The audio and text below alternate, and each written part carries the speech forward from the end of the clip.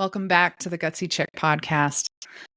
Today, we're diving into a topic that hits close to home for so many of us: overtraining or overworking versus pushing limits. If you're the kind of woman who thrives on going harder, faster, and longer, whether it's in the gym, on the field, or even in your career, this episode is for you. I'm your host, Amanda Smith. I'm an engineer that previously worked on several NASA projects and programs.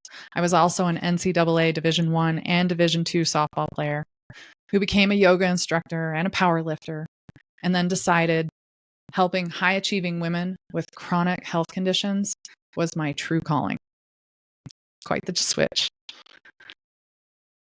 When it comes to overtraining versus pushing limits, I've danced that line. Sometimes gracefully, and other times not so much. Today, I'm sharing my own stories of overtraining, the injuries that followed, and how learning to tune into the body transformed the way I performed. We'll also talk about the Bruiser Archetype from the Gutsy Chick Quiz. If you've taken the quiz and you know you're a bruiser, this episode is really going to hit home. If you haven't taken the quiz, go take it. But if you're the grit at all costs mindset type, this will probably speak directly to you.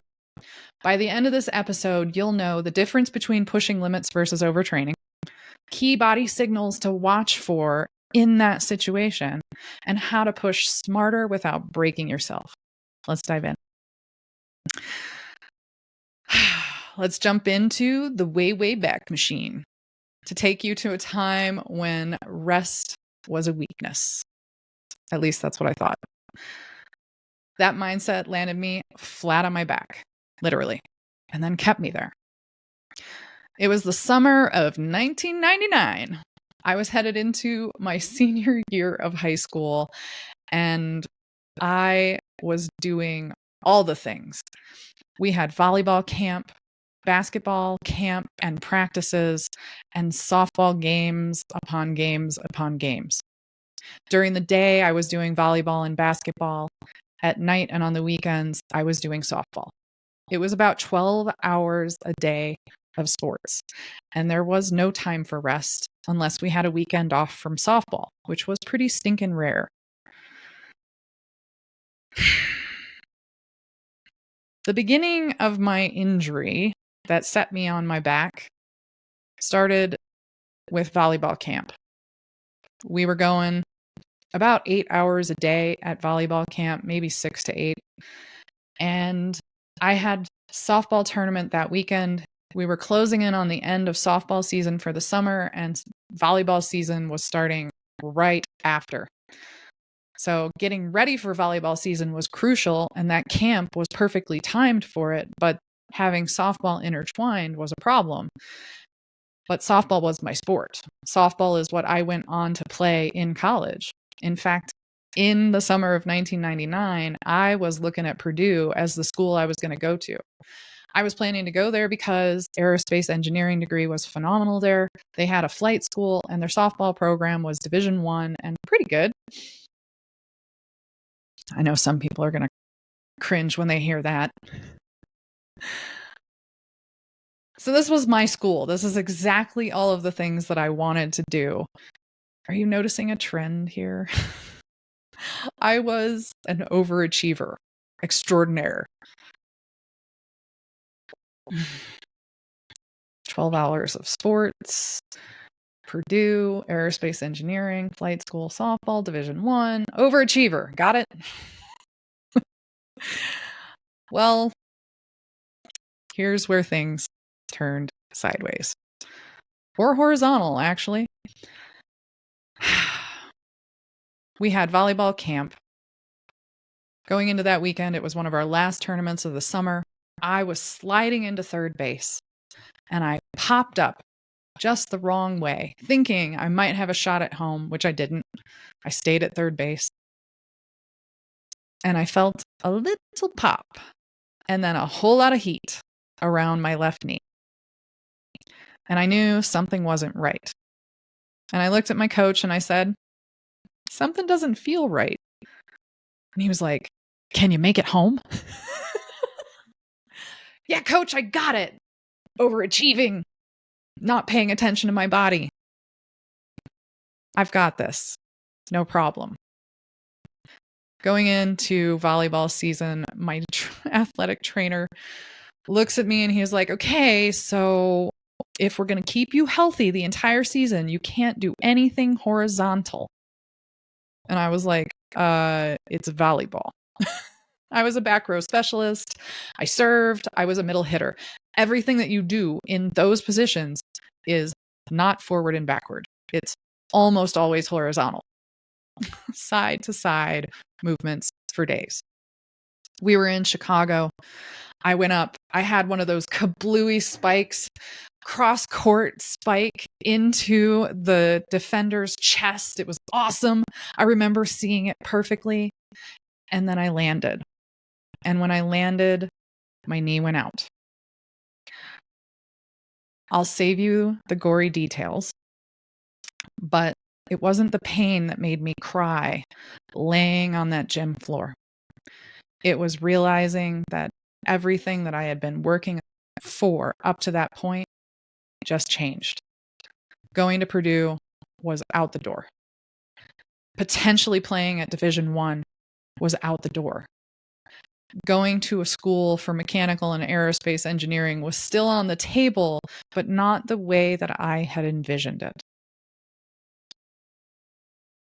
My path just got changed. I was devastated. And it was from pushing and pushing. It was my senior year. I wanted to go out with a bang.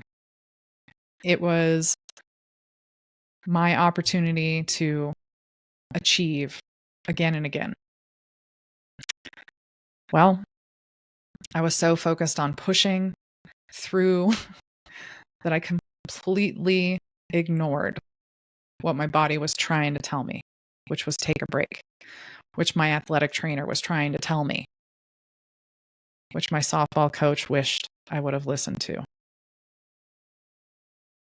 Here's the thing. There's a difference between pushing your limits and pushing past them. Let's break it down. Because these lines get blurred very, very easily. I have seen so many of my coworkers when I worked in aerospace blow through this. And in some instances, it cost their lives. I've watched so many athletes blow through past the limit and injured themselves, sometimes taking them completely out of their sport. So let's define these, because I love definitions. I love being able to point out what to watch for. Pushing your limits feels like challenging but doable. You are pushing yourself, but it's within your grasp. It's within your abilities. It's such a blurry line when you're trying to become a better athlete, when you're trying to become a better worker. Pushing limits leads to growth. You're tired, but you can recover. Again, hindsight is 2020. Trying to see this on the other side, well, before things crumble, it's tough. Pushing limits is a mental and physical win that outweighs the strain. Overtraining, the other side of this coin. Overtraining looks like persistent fatigue. Persistent fatigue means you're tired even when you got rest. You can't catch up on rest. Overtraining leads to injuries. If you have a recurring pain that doesn't fade, that is your brain telling your body you have an injury you need to pay attention to. Overtraining is mood swings. I have a story to tell about that. Overtraining is disrupted sleep. Same story. Yeah, I'll get there, I promise. Overtraining is loss of performance. I used to think that if I wasn't crawling out of the gym or off the field, I wasn't working hard enough. But that mindset wasn't making me stronger, it was breaking me. If you've taken the Gutsy Chick Quiz and landed as a bruiser, this is for you. If you think that you're that go at all costs type mindset, then here we go. The bruiser traits: you have relentless drive, high pain tolerance, and a keep going mentality, sometimes at your body's expense. Your strengths are you're unbelievably resilient. You don't quit, period, ever, never. You set bold goals. That's hard to say. Bold goals, and you crush them. Here's where the risk comes in. You override early injury signals. You blow right through them. Rest feels like a weakness, which means you push when you should pause. I remember a time when my bruiser mindset had me working 80 hours a week on NASA's Artemis program. We were in a huge engineering push for the first test article, which was Pad Abort 1, and I was the bottleneck. It doesn't feel good to be the bottleneck. So I was like, okay, I'm going to do whatever it takes. And then hopefully the program will make some changes so that I'm not the bottleneck. I was a checker, which meant that I looked at all of the engineering blueprints and made sure that they were actually manufacturable and that the parts went together at the next level. That was my job. Pretty critical when you're building spacecraft. So, no sleep. 80 hours a week? How? How could you sleep? And then when I did sleep, I was dreaming about work. So was I really sleeping? Probably not. Eating was a part of living. It was a requirement, but it wasn't about thriving. So I was just cramming in whatever I could, whenever I could. That meant missing meals. That meant eating at old Chicago's a lot. It was right next to my house. It was convenient. Eating habits were out the door. I was unbelievably moody. When I got home, I was a mess. I couldn't go work out. I didn't have the energy to do anything other than work and try to sleep. And I was just ridiculously moody. But I would put on a mask when I went to work because they didn't need my moodiness, my negative attitude that was brewing under the surface. And putting on a mask, that takes energy too. So I was exhausted. And then I snapped. And I let management know, we got to fix this problem. I do not feel comfortable being the bottleneck. I don't deserve to be treated like I'm the bottleneck. And I'm working 80 hours a week. I don't have any more time to give, and I'm still the bottleneck. So they hired more checkers. And guess what? I became the manager of the checkers. That meant more hours because I was the checker. I was managing the checkers. And I had to make sure that the checkers knew how to do their jobs and keep their schedule and go report that schedule off to management. And you can see how this snowballs, right? When Pad Abort 1 engineering push was done, I went on vacation. And on that vacation, I was sick half the time I was there because I needed to catch up on rest. And I knew this was my one opportunity to get caught up. The pressure was unbelievable. And I decided it's time for a career change. What's cool about all of this is that I went into yoga teacher training, and that took me down the rabbit hole of what I do now in body whisper healing. Everything has its point and its reason and its purpose and its path and direction. I just don't feel like overdoing it anymore is worth it. So here are the signals to look for when you're asking yourself, am I pushing too far? First off, that's your first signal. If you're asking yourself that, you probably are. So signal number 2, technically, persistent pain. It's not soreness. It's sharp, reoccurring pain. This is your nervous system, your brain, telling your body something is wrong. Pay attention. The third signal is sleep. If your sleep is disrupted, you can't get to sleep, you are sleeping and dreaming about the thing that you are trying to gain sleep from, that's a signal that your nervous system is in a sympathetic state instead of a parasympathetic state.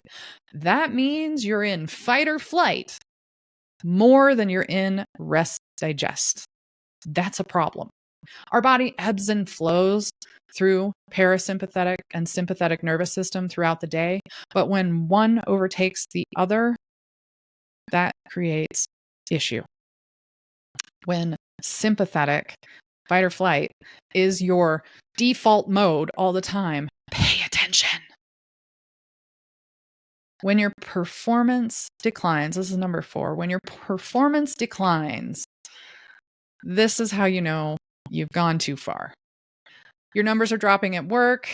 It's time to reassess. You can't do normal function at your sport. For me, it was taking a grounder and then watching it go between my legs. That's when I knew there's a problem here. I'm overtraining. So the quick check-in exercise that I recommend, ask yourself, is this pain or progress? And am I recovering well, or am I burning the candle at both ends? Look back at the signals to help you answer those questions. Looking back, I can see clearly how much of my identity was tied to how hard I could push.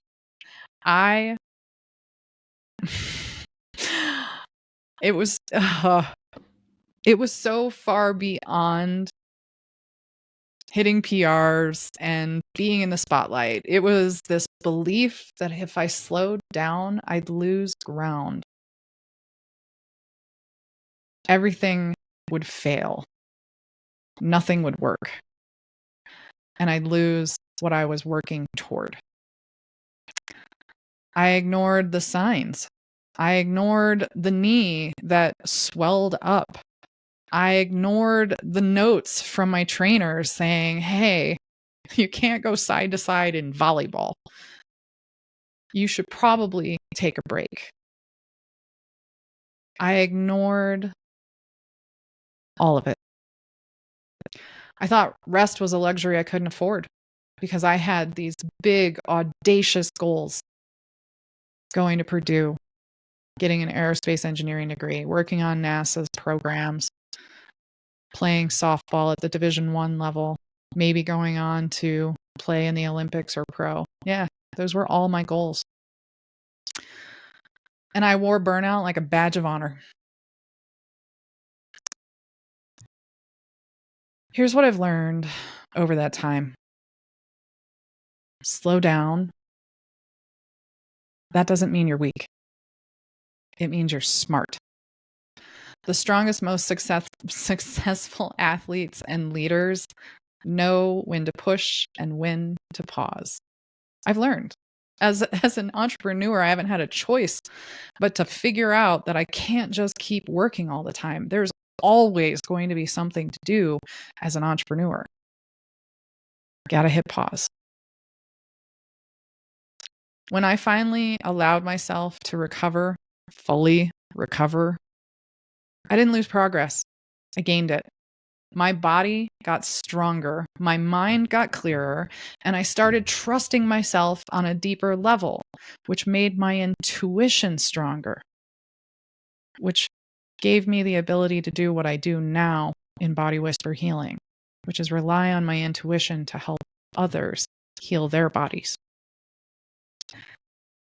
I'm going to stress this one again. If you're wondering Am I doing too much? You're probably doing too much. I promise you, stepping back won't erase your strength. It won't erase your progress.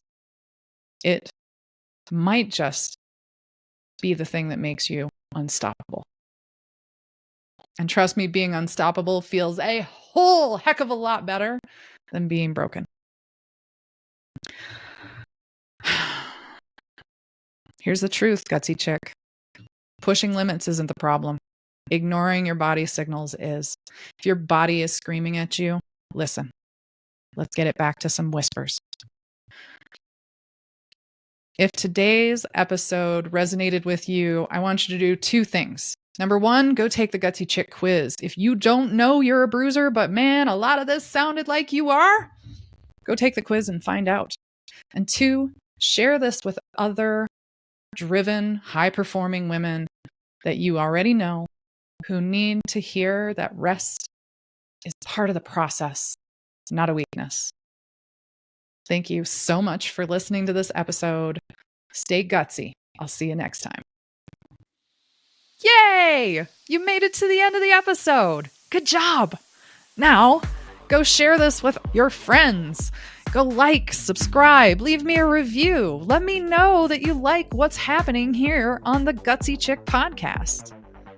And if you're a female high performer with mysterious chronic health condition, go check out the Gutsy Chick Quiz so you can find out what might be holding you back from healing.